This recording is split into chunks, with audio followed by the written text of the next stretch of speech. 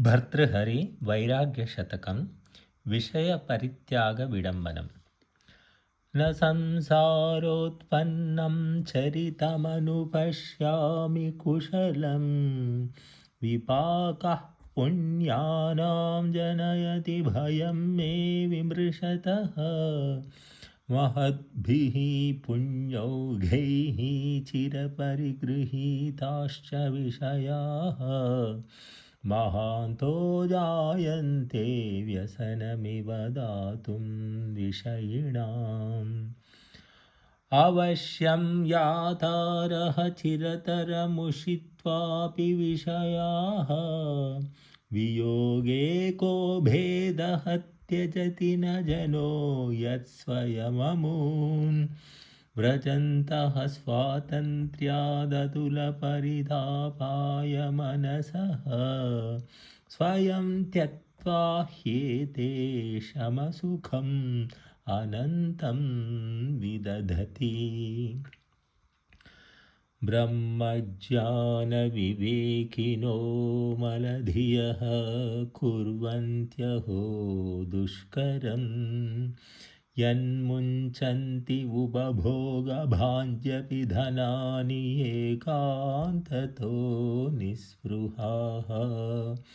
न प्राप्तानि पुरा न सम्प्रति न च प्राप्तौ दृढप्रत्ययः वाञ्छामात्रपरिग्रहाण्यपि परं त्यक्तुं न शक्ता वयम्. धन्यानां गिरिकन्दरेषु वसतां ज्योतिः परं ध्यायताम् आनन्दाश्रुजलं पिबन्ति शकुनाः निःशङ्कमङ्केशयाः. अस्माकं तु मनोरथोपरचितप्रासादवापीतट क्रीडाकाननकौतुकजुषाम् आयुः परं क्षीयते.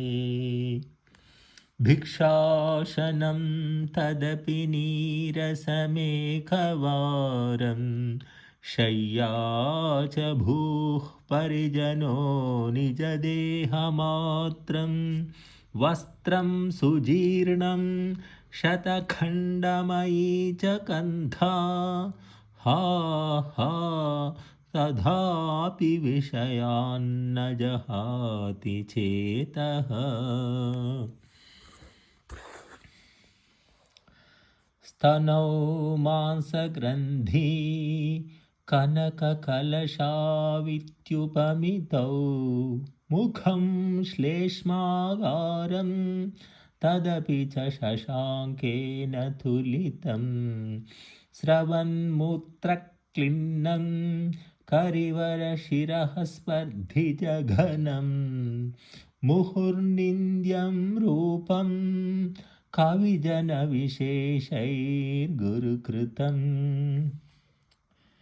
एको रागिषु राजते प्रियतमा देहार्धधारी हरः नीरागेषु जनो विमुक्तललनासङ्गो न यस्मात् परः.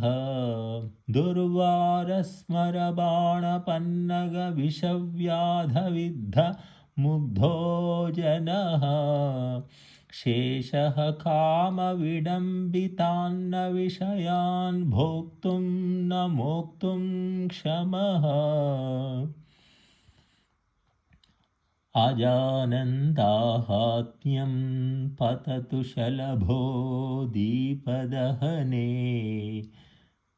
समीनोऽप्यज्ञानाद् बडिशयुतमश्नातु पिशितं.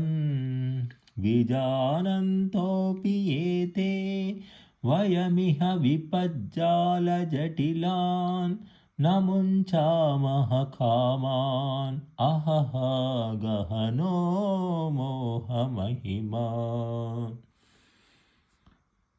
तृषा शुष्यत्यास्ये पिबति सलिलं शीतमधुरं क्षुधार्तः शाल्यन्नं कबलयति मांसादिकलितं प्रदीप्ते कामाग्नौ सुदृढतरमालिङ्गति वधूं प्रतीकारं व्याधेः सुखमिति विपर्यस्यति जनः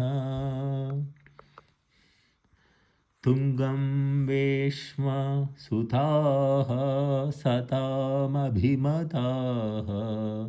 सङ्ख्यातिगाः सम्पदः कल्याणी दयिता वयश्च नवम् इत्यज्ञानमूढो